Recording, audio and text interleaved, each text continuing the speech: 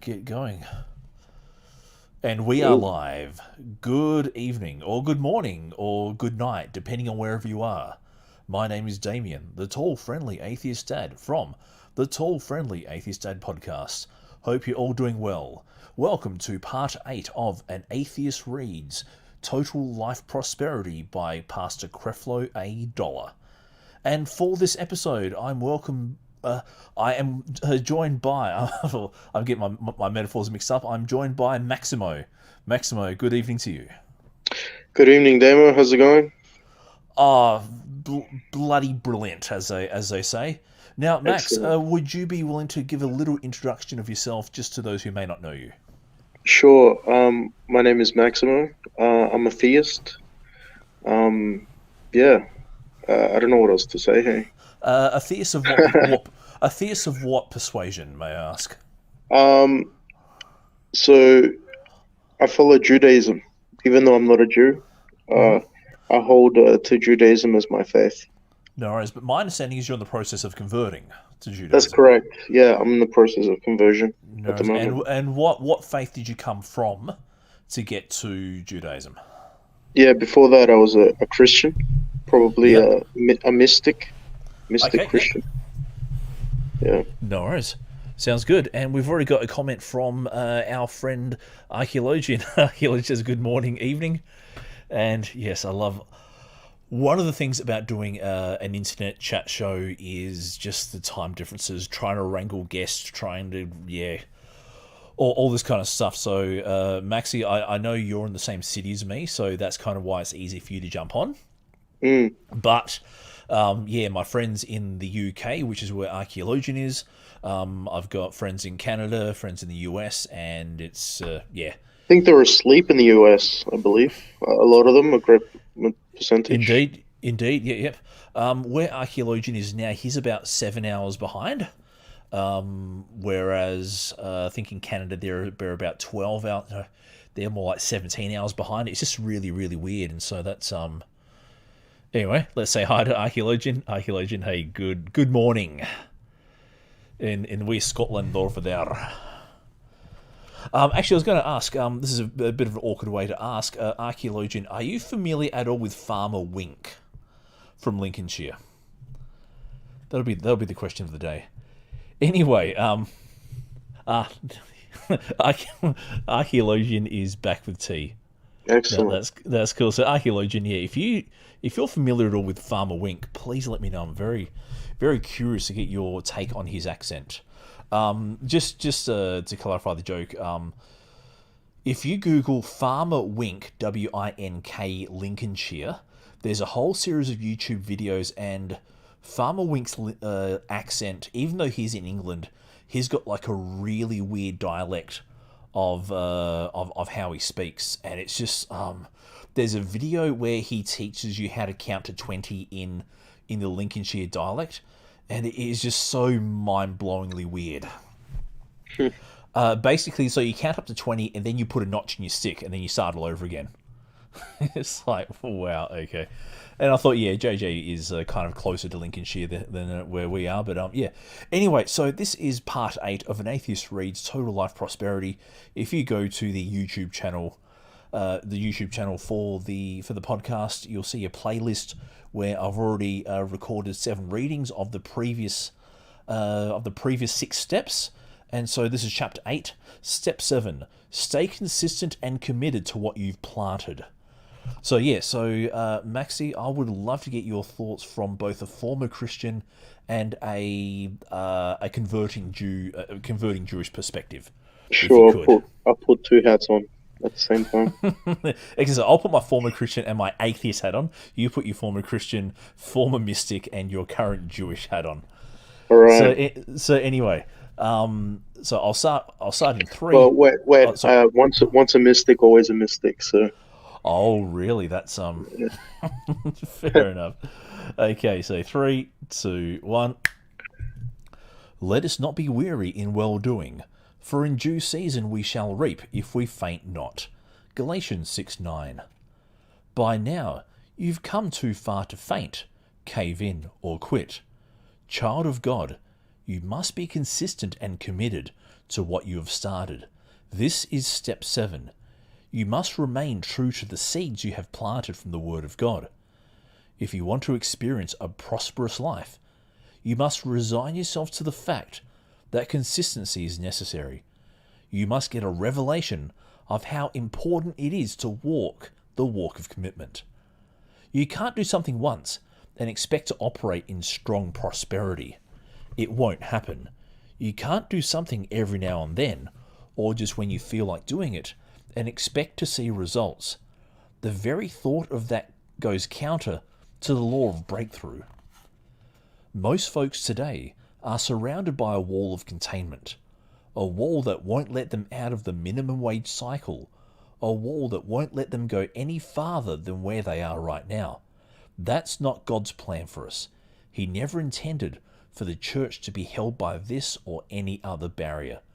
To break down that wall, He has instituted a law of breakthrough.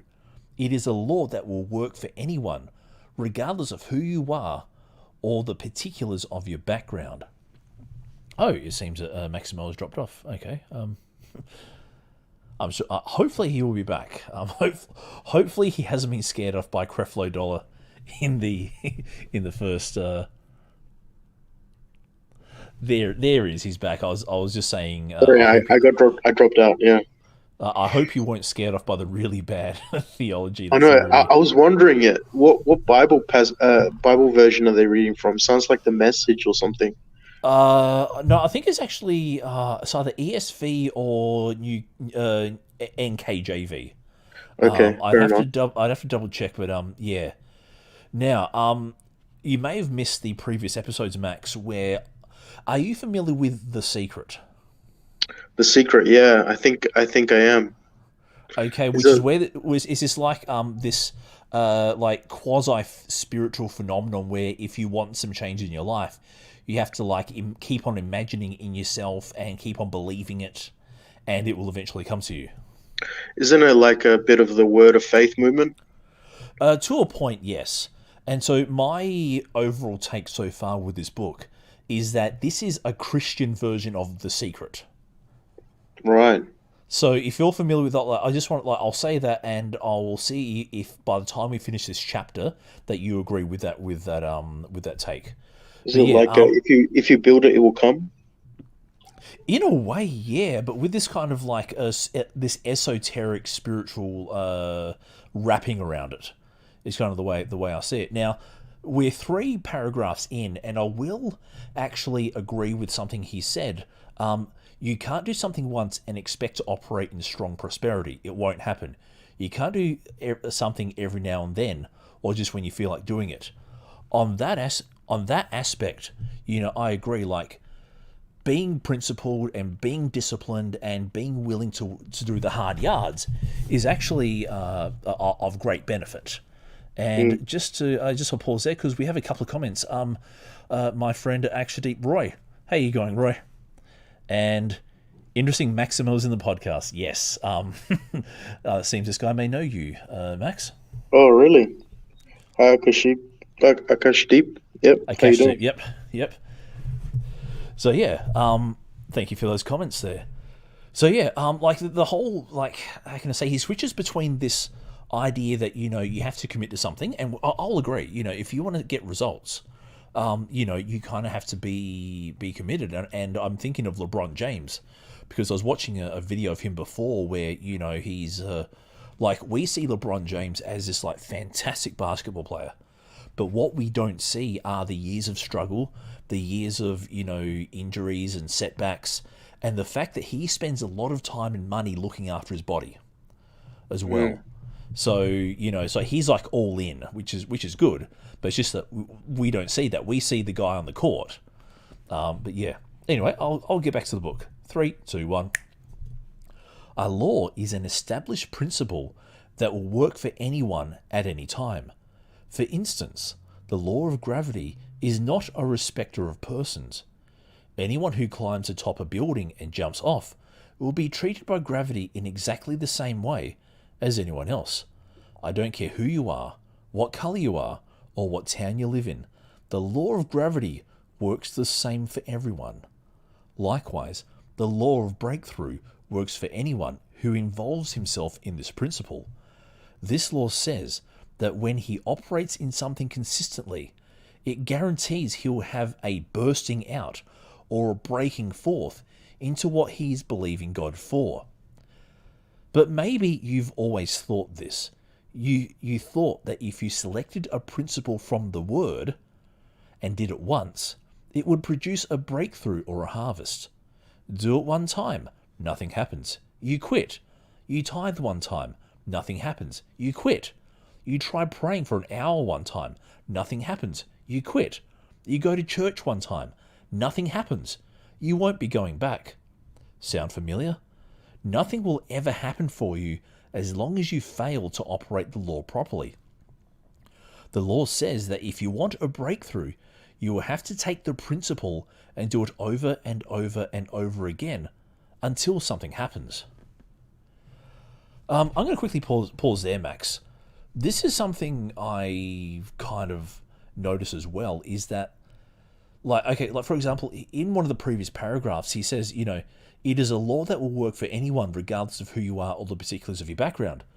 Then I suppose why the need to wrap up everything in Christian speak, or in Christianese, or in this this lightweight theology? Like, why not just write a self-help book that says, well, okay, yeah, sure, this is, if you do something, like, regardless of the spiritual principle, the reason behind it, like, just keep on being committed. He could just say that, and save a few trees in printing the book. But but things like with gravity, like we know what causes gravity. We've kind of studied it. It's but then it's like this law of breakthrough. Like, what is the law of breakthrough? It's sort of like, well, okay, if you keep on doing something, then something will happen. But okay, like I could push a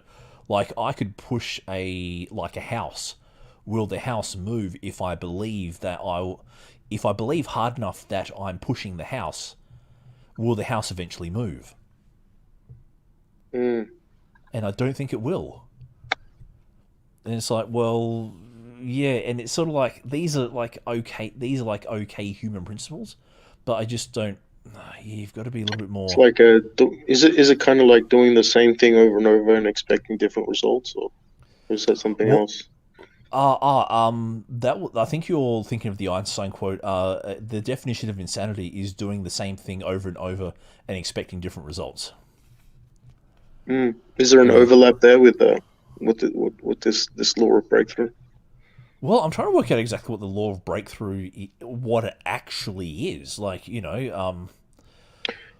it persist, or is it just persistence? Like, keep going at the same. Well, maybe not the same thing, but yeah. Well, actually, that's kind of what he's got on the previous page, is that, the idea of doing something consistently, which is where I then bring back the LeBron James example, where, you do something consistently and you eventually get better at it. But it's kind of like, from what I am understanding, it's sort of like the only thing you need to do is keep on believing and keep on pumping money in, and keep on tithing to his church. Yeah, he slipped that in a little bit in his law of breakthrough there. He did. Anyway, I will get back to the book in 3, 2, 1. Don't ask me when it's going to happen. All I know is that the Bible says that it will happen in due season.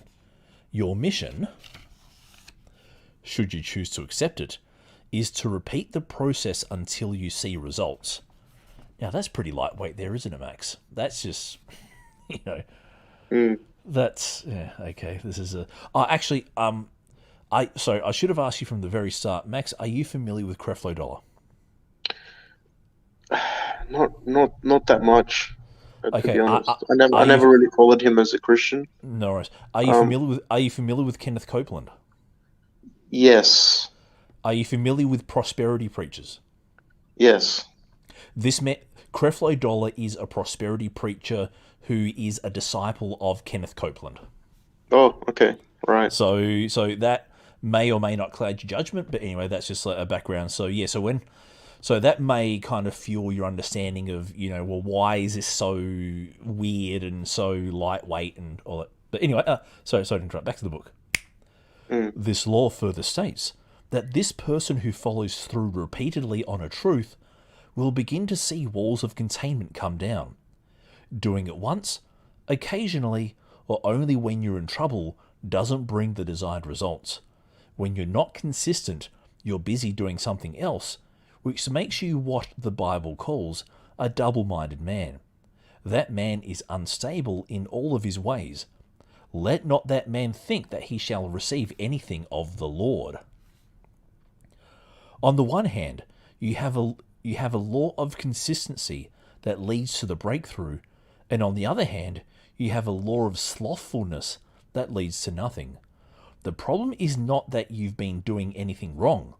The problem is that you've been doing the right thing. The problem is that you've not been doing the right thing long enough.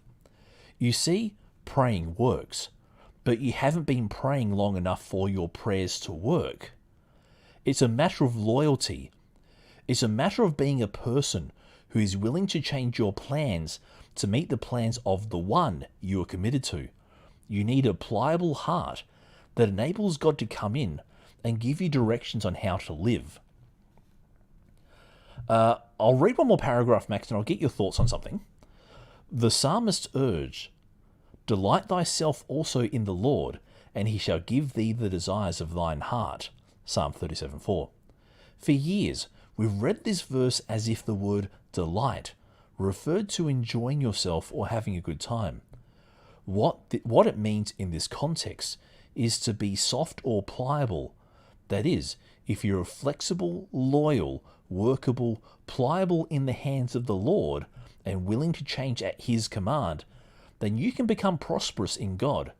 You may be on the road headed in one direction, but to have a soft, pliable heart, you must be willing to let God come to you and say, "That's not what I would have you do," and you have no problem turning around. Maxie, from your Jewish perspective, what do you think? I'm not Jewish, but yeah, your Jewish perspective. Oh, okay. All right. So if you put your Jewish hat on, because you are more familiar with their culture and their scriptures than I am. Yeah, but I don't represent them yet. So No. But someone who lives in the Jewish suburb of Melbourne, and is surrounded by Jewish people. Yeah. No, cool. But just your thoughts in general, Max. But if you did have any unique Jewish perspective on, especially when he quotes the Psalms, what are you thinking so far? See, the problem was I didn't really hear what psalm you were quoting from. 37:4. Delight thyself also in the Lord, and he shall give thee the desires of thine heart.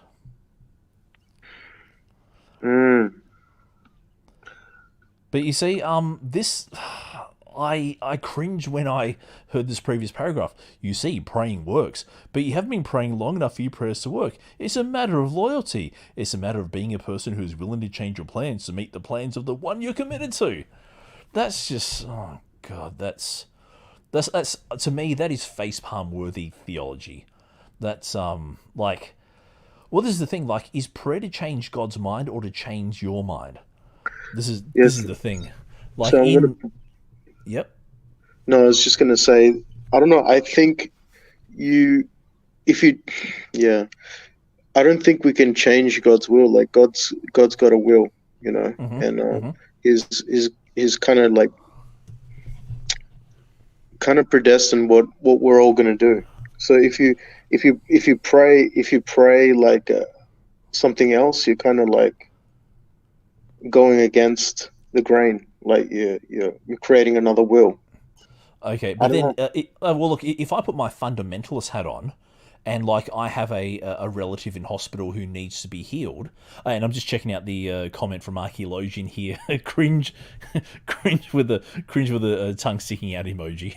I agree entirely, Archaeologian. I agree entirely. But yeah, like if I have a relative in hospital who and I really want to see them healed, and like the medical bills are piling up, and the stress is piling up, Like, is it wrong to ask God to heal that person?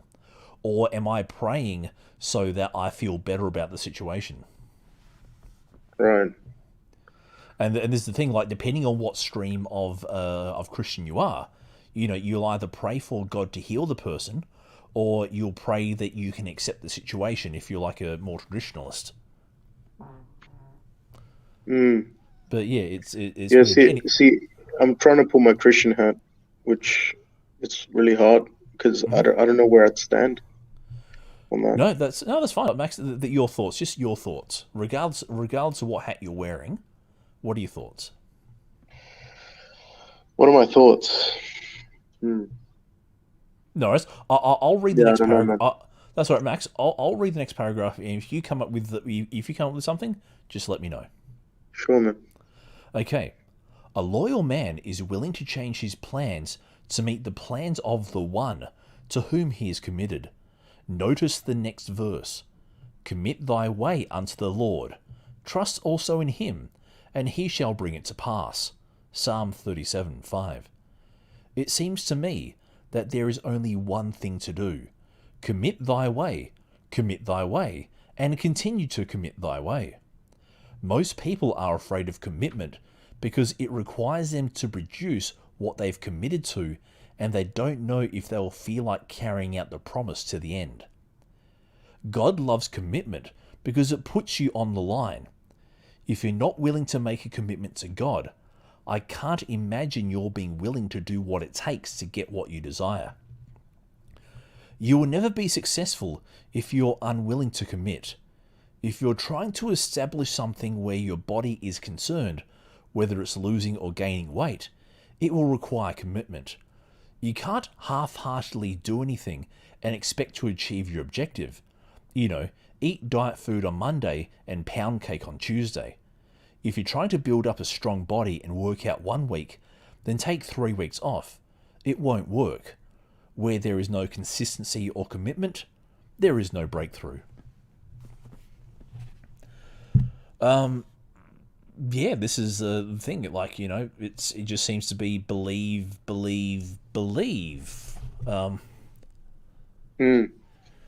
And I notice Archaeologian has put a comment in.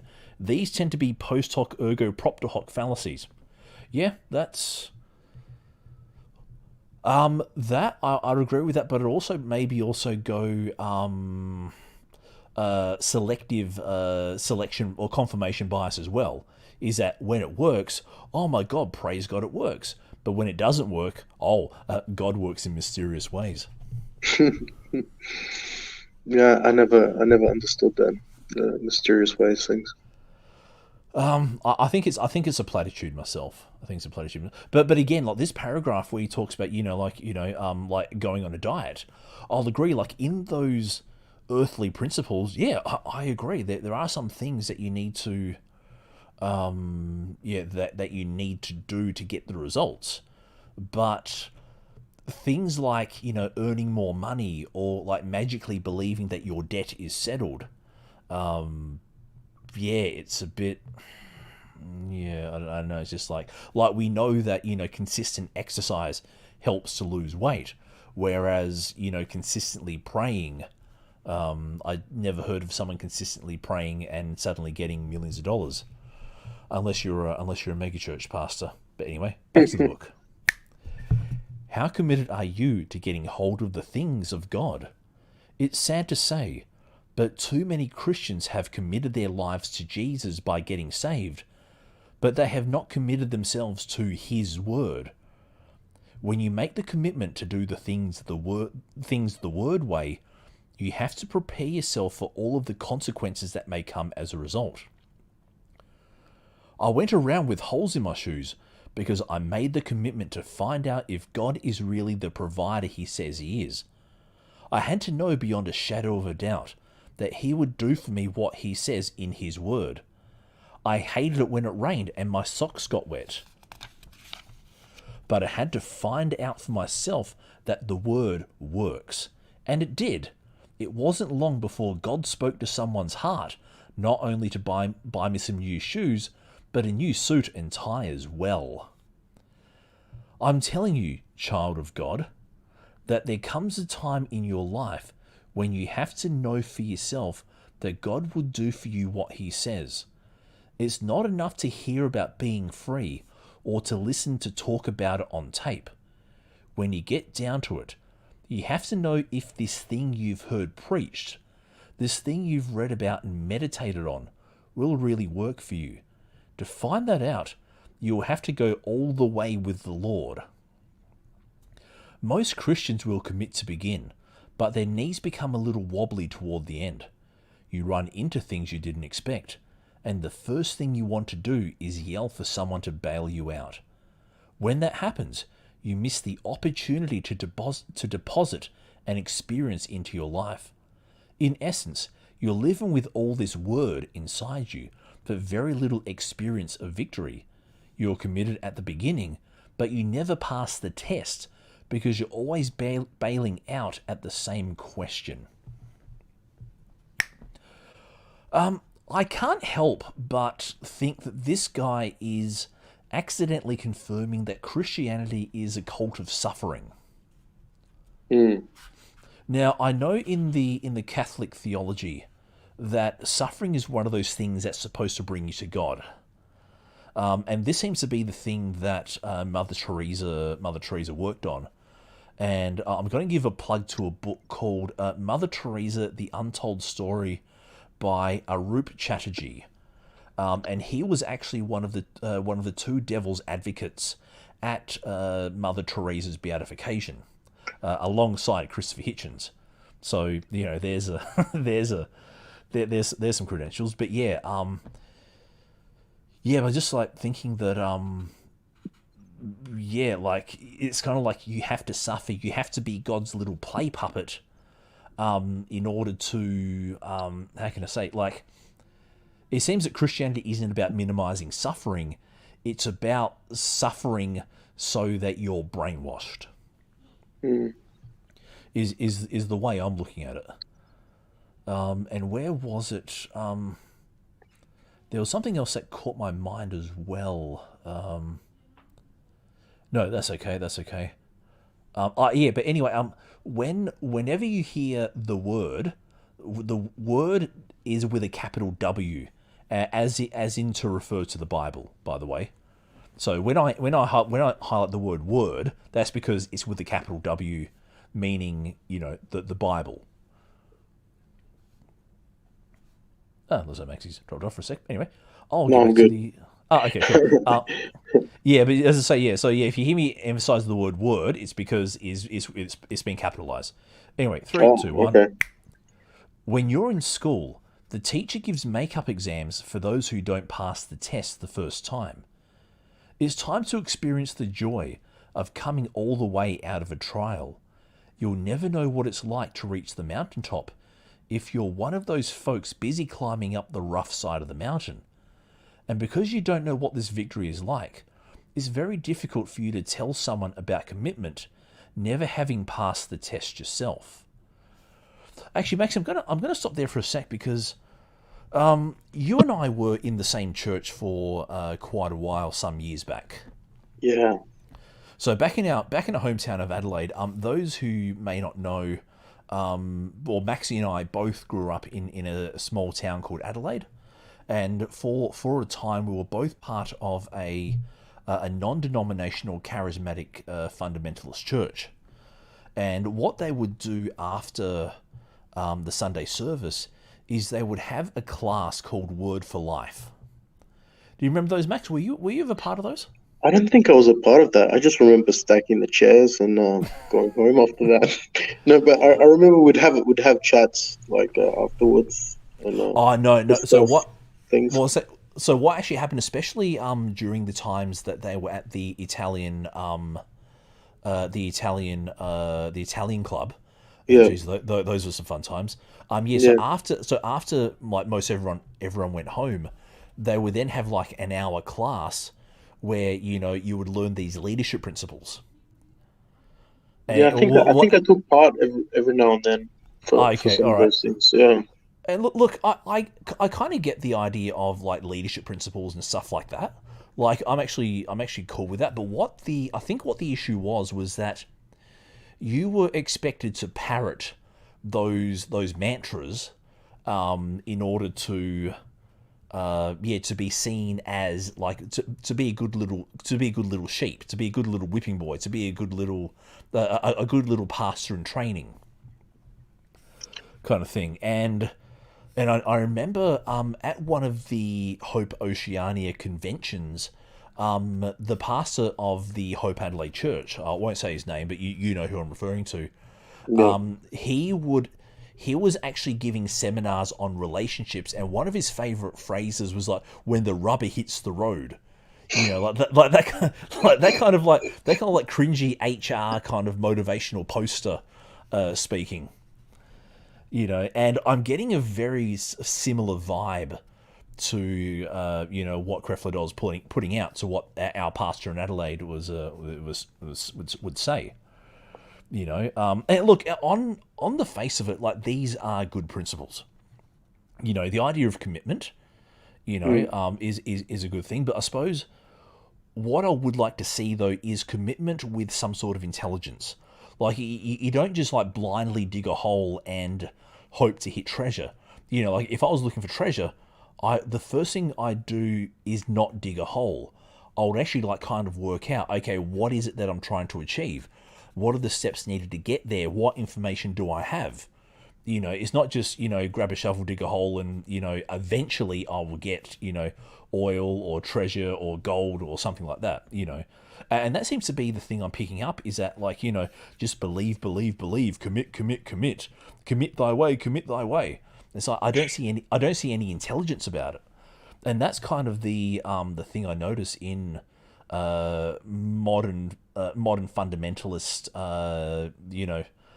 evangelical Christianity, is that, well, look, just believe and keep doing the same thing, and eventually you'll get there.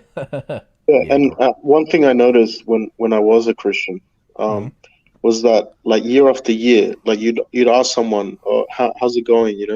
They'd be like, "Oh yeah, getting there, getting there." And then I ask them the question, "How's your breakthrough going?" Because they'd always be talking about, I'm gonna get my breakthrough." And then year after year, you'd ask them the same question, and they'd never get their breakthrough. Mm-hmm. Yep. Yeah, You know, it's coming. It's on the way. yeah, it's on the way, it's getting there. Yep. But they'd never And get it.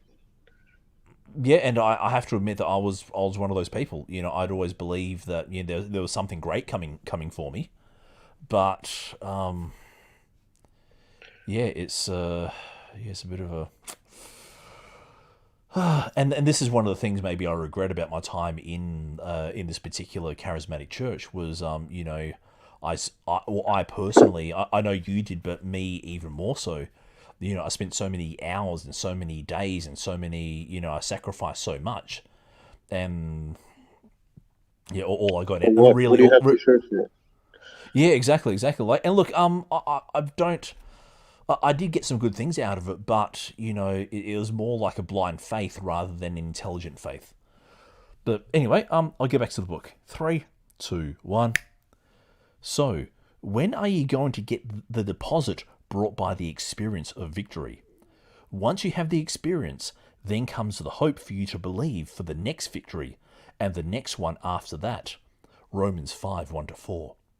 The experience of victory. You believed it when you heard it. You meditated on it and followed up with prayer. I mean, you really believed this thing. But something happened right in the middle of your believing God to bring this thing to pass. You gave up, caved in, and quit. You walked in doubt, lost the commitment you started out with, and left the word behind. Now you've decided to do things the world's way because this Bible thing ain't working as you thought it would. Do you realize, child of God, where that leaves you? The tragedy is that it leaves you still not knowing for yourself whether the word truly works. You believe it will work, but you're not completely convinced that it will work for you. It's like the situation of the guys who coach sports franchises. Now that they're in charge of teams, they know exactly what the players are going through because they've been there. When someone comes to the sideline complaining about getting scratched up, the coach, who is a former basketball all-star, says, Don't worry about it. It comes with the territory. Keep doing what you're supposed to do. You'll get your breakthrough after a while. Or what about the fellow who used to play middle linebacker and now coaches in the NFL? His linebacker comes to the sideline and says, "You know, coach, you told me to shoot that gap, but every time I get ready to shoot it, someone hits me on my right shoulder, then on my left shoulder." And the coach says, "Hey, I've already experienced the victory. I'm a Hall of Famer, and all of this comes with the territory. I want you to be consistent. Shoot that gap. You may get hit on the left. You may get hit on the right. That's going to happen. If you just stay down low and shoot that gap, everything will be all right. Get down low and let them come whichever way they choose." Again, this actually comes across as like a self-help book. And It pretty much is. yeah, Like, exactly. And so, like, if you took away all the religious references, this could actually be like a lightweight, a lightweight motivational book. And like, I'm positive that our former pastor would say things exactly like this. He would give the sporting analogy. He would give, some like, he would give that really lightweight analogy to make you feel like you're doing the right thing. But what was I going to say? There's a thing about being told something and in experiencing something. And I think that's kind of where these lightweight Christian Word for Life classes failed, was that, like, sure, you can be taught all these really cool, motivational HR poster principles, but the one thing they don't teach you is intelligence, or critical analysis, or learning to think for yourself. And especially in modern fundamentalist Christianity, modern fundamentalist evangelical Christianity, it's more like, you do as I say and you just believe it. Don't question it. Like, don't think for yourself. It's just, I'm the pastor, I'm right. Like, don't worry too much, And sure, like, on a sports team, that's okay because you've got a guy who was a Hall of Famer. And, like, you all know what the end goal is. Whereas with the church, what's the end goal of a church? To get the numbers up, to get more money coming in, to make people feel a bit more, happy about things. There's a bit more, I don't know. Anyway, going to turn the page. How many more pages left in this chapter? Okay, we've got 5.5 pages left. Actually, 1, 2. I can count. Yes, I can count. All right, so I'll get back to the book but yeah, Max, if you have any thoughts, feel free to interrupt me, or like between when I pause between chapters or something. Yeah, don't be shy, buddy. Don't be shy. This is our show. All right, no worries. Yeah, as I said, yeah, Max. Just if you have a thought, this is a we're trying to make this entertaining YouTube. We're trying. I hope Archaeologian is. Oh, here we go. He has actually. Oh yeah, we got something. Yeah, he just left a comment. Yeah, we got a comment. What if two individuals were working towards contradictory goals? They both cannot achieve their dreams. That's a bit like when US sporting teams, both pray for victory. It's like, well, whose God is going to help them win? The other one team or the other team. But Archaeologian, don't ask those kind of tricky questions, because there isn't a good answer. Anyway, so back to the book. 3, 2, 1. When you do as the coach instructs, you experience the victory. But when someone rushes you, and you give up at the first rush, as if something is terribly wrong, you'll never know what could have happened because you missed your opportunity for success. One day in your life, when you have nowhere else to turn, you will have to make that quality decision. In the world, you can't qualify for a loan, and no financial institution is going to give you the money you need.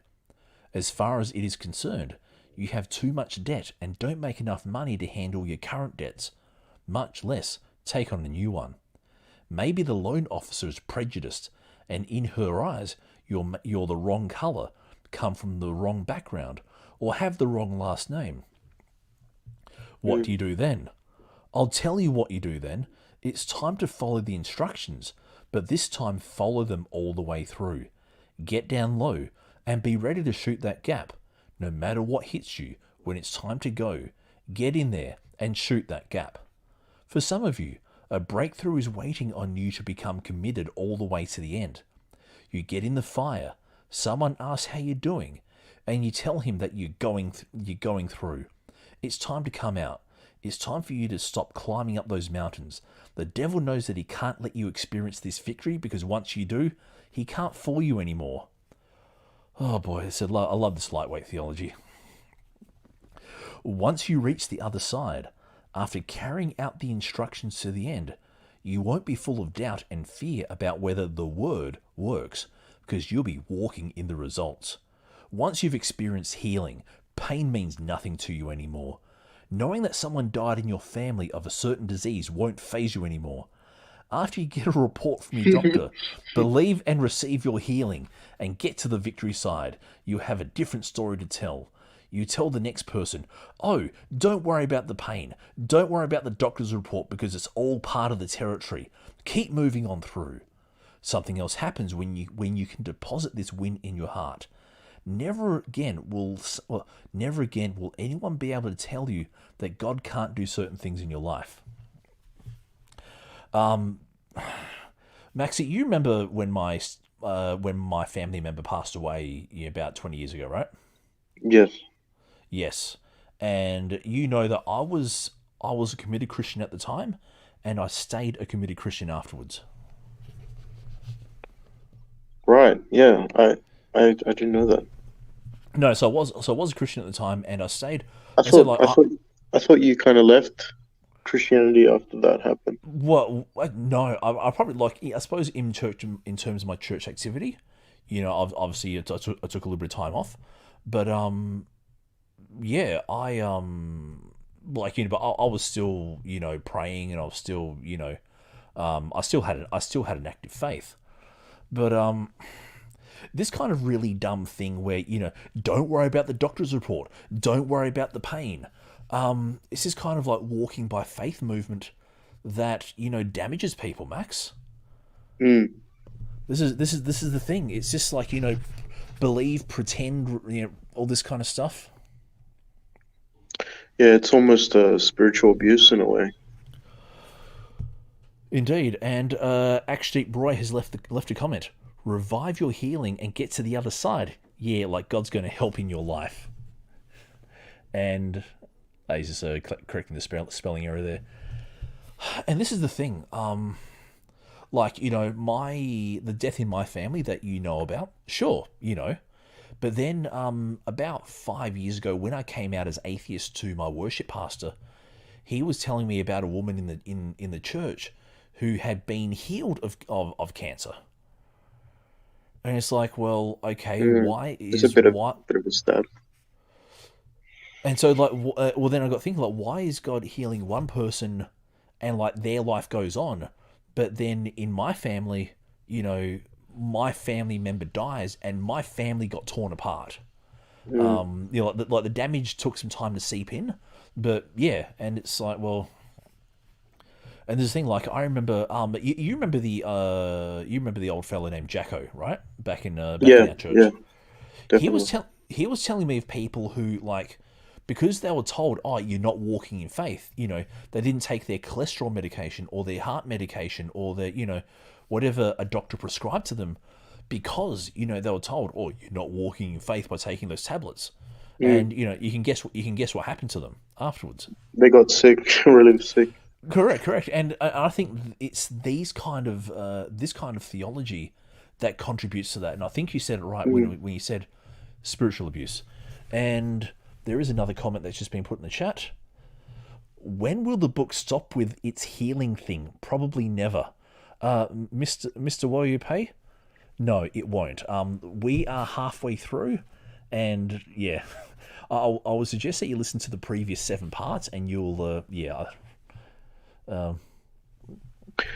Most successful didn't even needed good motivational videos to get successful for life. This book is far away compared. I love these snappy comments. Anyway, better get back to the book. But Otherwise, yeah, we have. Sorry, yes, so in Max. Judaism, they put like the doctor's opinion more important than any religious law. So, like Oh, for example, if the doctor says take your pills, you should take your pills. You know, they don't. Um, as far as okay. I know, yeah. No, is there like a verse or like a text that backs that up, or is this one A of those text. cultural things? I Sorry. think it's a cultural thing. I don't know Oh, if it's a okay. cultural thing or a religious thing. It's part of their law system, their Okay. halakha.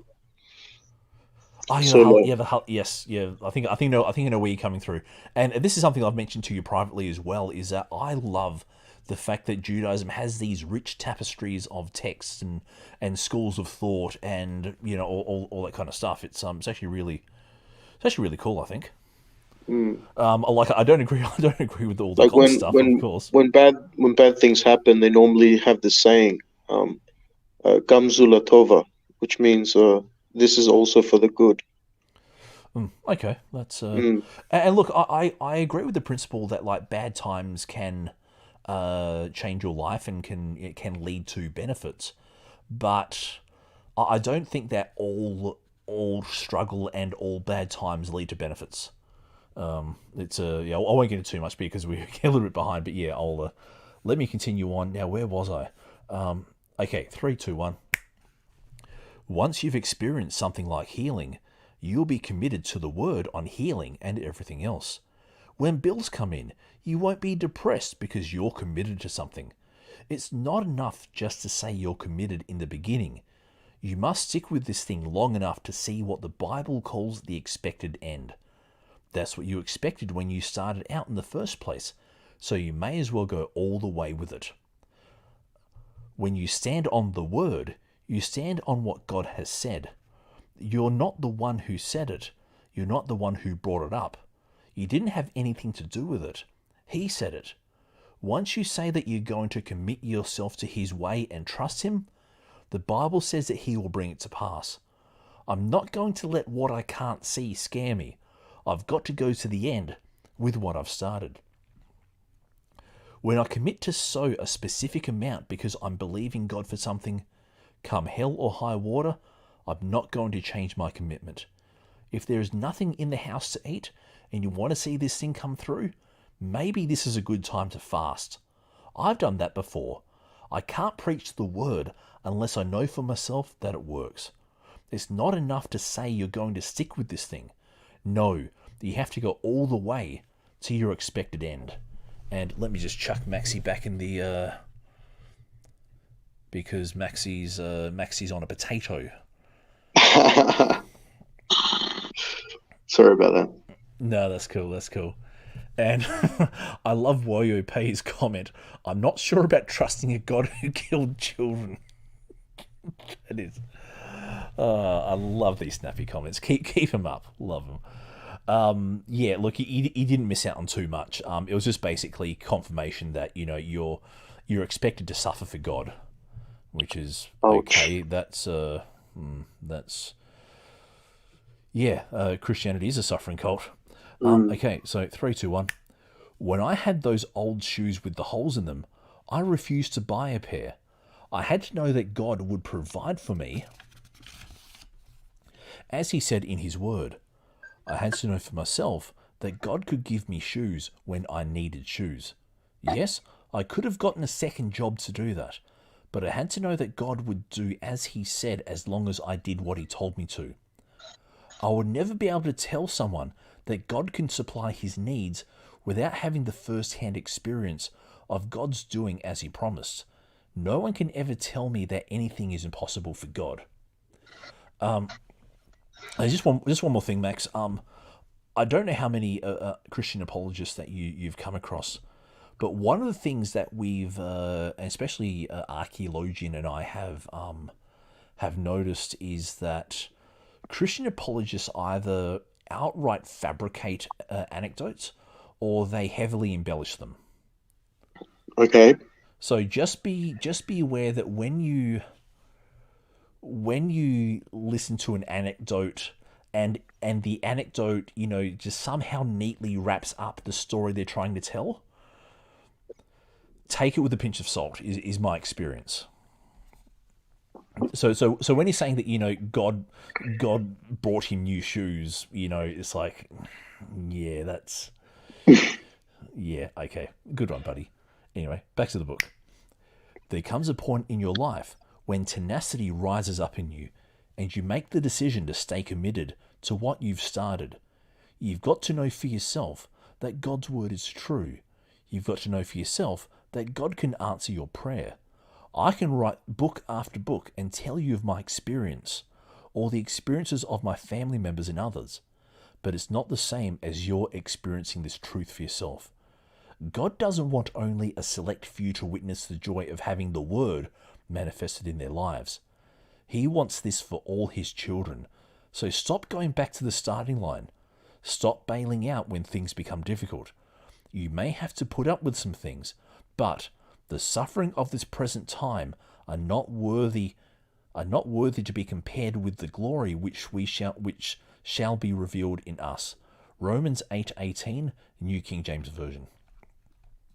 Not only will you get what you've been standing for, but the next time the process becomes easier. As pastor of a large church, I had to know that God would build our new sanctuary debt-free without our having to hold fish fries or rummage sales or sell chicken dinners. Now that I know what God has done for us with that building, the others will be a piece of cake. I have deposited inside me the thrill of victory instead of the torment of defeat. The next time you sit down to read your Bible, ask yourself if you have experienced what you read or if you are still in the theoretical stage. How many times have you taken the same test? Giving works, but you're not giving enough for it to work. You haven't been consistent enough for it to work. Kindness or love works, but you haven't been showing it long enough. The word should be working in your life. Stop wasting time trying to find reasons why it's not working and spend more time testifying to folks about how well it does work. Does that make sense to you, Max? Not really, no. Okay. Let me see if any of these commenters can make any sense of it. God's words are absolute. Didn't God also say that the earth is flat? Actually, not quite. There is no verse in the Bible that explicitly says the earth is flat, but that's more implied, especially when you consider the rakia that sits over the earth and the fact that when people have visions and dreams, the whole world is supposed to be able to see it. Like when there's like a tower tall, like in Daniel, when Daniel has his vision, the tower is supposed to be tall enough so that the whole world will see. That's only possible on a flat earth. But yeah, no, that's a good point there. Archaeologian says 3 million children die of starvation every year, but wacko pastor got new shoes. Yeah, it's I love you, man. Warrior Pay comes back with the book. This book is on an author on another level of God did that. And then yes, wacko pastor is the new Abraham confirmed. Oh boy. Anyway, Maxi, while I take a moment to I recover. don't know about you, Daniel, but your microphone keeps yeah, getting sorry. distorted. Yeah, sorry. That's yeah. I'm kind of in a bit of an uncomfortable setup at the moment. Yeah, I'll realize what I've done. Sorry, Max. But yeah, while I take a moment to recover, do you have anything before I get back into the book?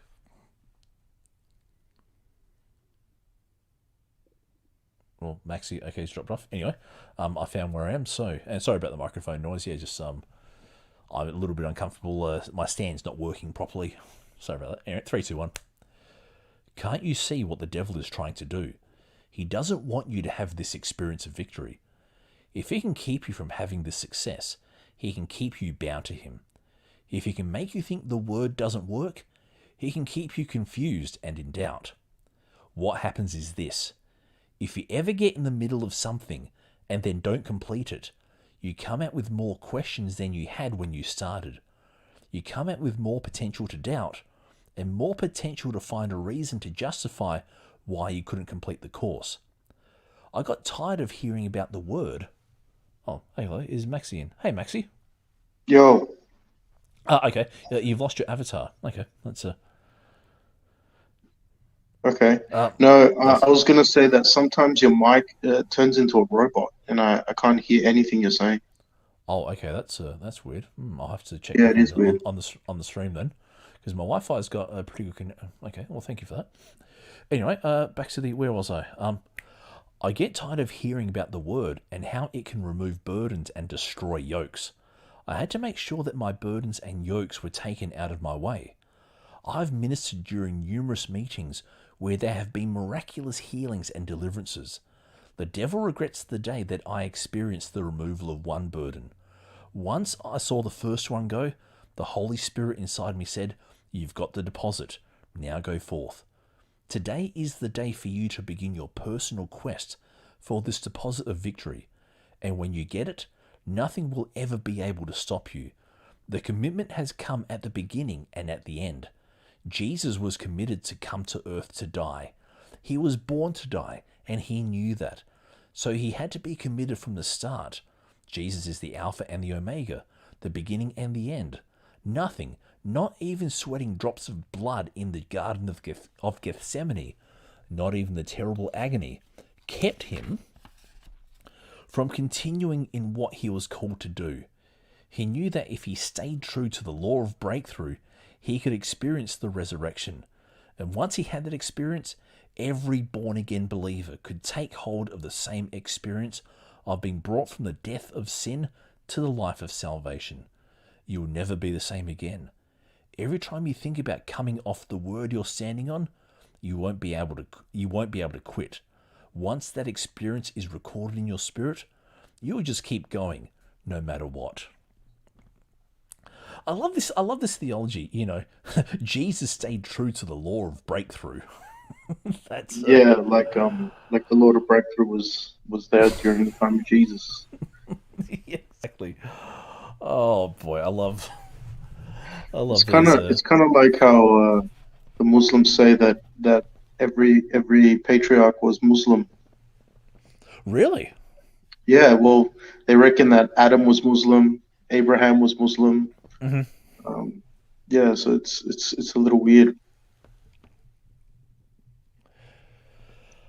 Everything's a little bit weird. But this comment here.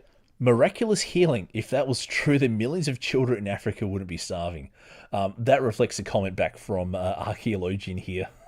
Yeah, actually, that should be like the best test of this kind of theology. Like send a few prosperity preachers and then like check out the poverty rates and the starvation rates, and we'll see how many children don't die.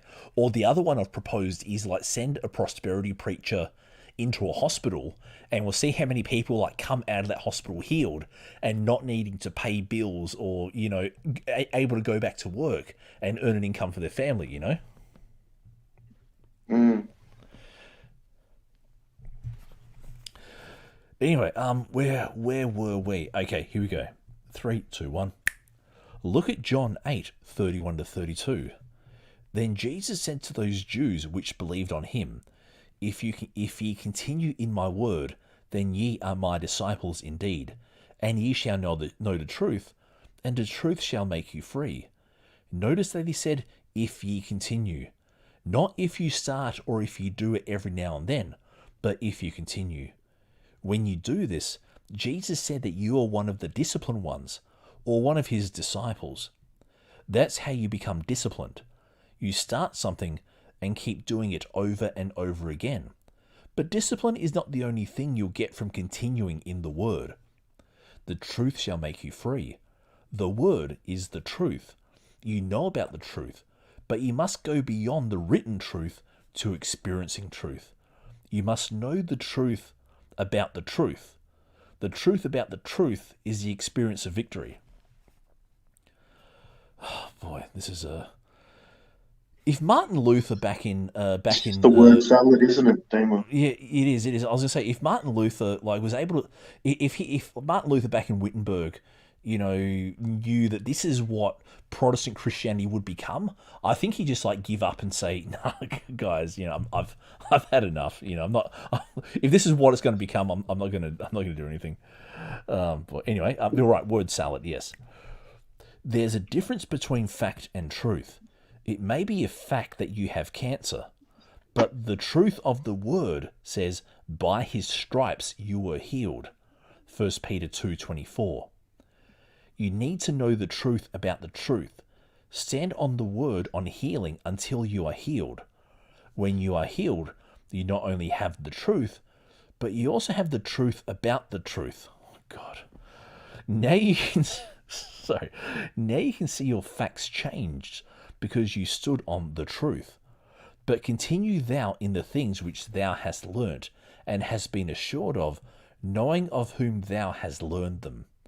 2 Timothy 3:14. You've been taught and you've learned what you're supposed to learn. Allow the law of breakthrough to operate in your life by going all the way with what you've been taught in the Word. Understand that continuance in the Word will produce in your life. Breakthrough is bound to happen when you make the decision to be consistent. When you're tempted to quit, say out loud, "In Jesus' name, I refuse to bail out until I experience victory." And that, my friends, is the end of chapter 8, which is step 7. Stay consistent. Maxie, don't be so cynical. That's my job. I'm not done. But yeah, it's a very, again, as I say, very lightweight theology. And it's like, if Creflo Dollar was back in, Martin Luther's time in order to, but back when Martin Luther was, pissing off the Catholic Church, I have no doubt that, he will be called a heretic. No, just bring Jesus into today's time. Like, he'd be in a mental institution. Oh, indeed. And half these preachers wouldn't recognize Jesus if, he turned up and slapped him in the face, But yeah, this is the thing. Like, this guy, I would urge you to jump on the YouTube channel and look at the playlist I've got for this book and just go through the previous chapters and just see how... Sorry, just a mic there. Just see how lightweight, how wishy-washy, how word salady, how, fake it till you make it this kind of thing is. My favorite was the truth about the truth of the truth of the truth will set you free.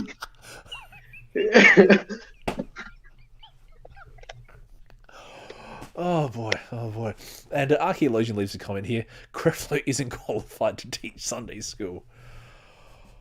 Oh god, if I cannot imagine if Creflo Dollar taught Sunday school. Like, if he was there, like that, they'd all come back, writing checks. They'd all be like, going to Sunday school in their suits, and writing like, writing checks and that kind of stuff. But Maxie, have you ever seen Jesus Camp? No, I haven't. Okay, all right. I'm I was going to scared say, yeah. Well, look, I recently watched it a couple of months ago, and like, my background, and like I cringed out hard, and as I say, yeah, I had to tap out. No, I kept on going. It was so cringy. It was so cringy. It was cringy, but this is like cringy on like a corporate level. So Jesus Camp is cringy on a so spiritual that you've got no brains level, whereas this is cringy in a corporate Christian, like Joel Osteen, Joyce Meyer kind of I was just about to say, it reminds me of Joel Osteen's type stuff. Yeah, well, this is the thing. Prosperity preaching is prosperity. And what is preaching, it? Rick Warren. Yeah, Rick Warren's in the same camp as well. Rick Warren, Rick Joyner, as well. Todd Bentley, Benny Hinn. Just trying to think. There's a cajillion of them. That work hard to both project and protect their squeaky clean image. So yeah. So anyway, Max, thank you for joining me tonight. We'll call it a night because we have finished chapter 8, which is step 7. And in the next reading of this book, which I'm not too sure will be, maybe tomorrow, maybe Monday. We'll see how the schedule goes. But yeah, if you are free to join me, I would love you to join me. Sure. Yeah, I'm just curious. Can you put more people in here, or is it Oh, I like can. what's the deal? I can actually have up to 6 people, Oh wow. like at once. 'Cause I've actually paid for like the next one. So I think this is called the. This isn't the basic plan. The basic plan has like all the branding that you can't get rid of. This is Mm, like the next one up where you can actually you got a little bit of adjustments you can make. And that photo you see in the background was one I took at family holiday earlier this year, but you can't see the beach nice. because our overlays are over. But yeah, if you seriously know anyone that's willing to jump on and have a friendly, intelligent discussion, either in the panel like we're doing now, or in the comments like Woyope, Yeah, you should Archaeologian, bring some of and these guys on the show. I feel yep, like and bring them. also who else was there? I think there's a gentleman named Akashdeep Roy. Yeah, like if you're willing to make intelligent and witty comments, yeah, happy to have you along. But my name is Damien, the tall, friendly atheist dad.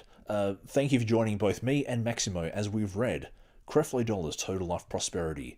Wherever you are, wherever you happen to be, whatever country you're in, whether you're listening right now live stream or listening to the recording afterwards, stay safe, look after yourselves, be kind to one another.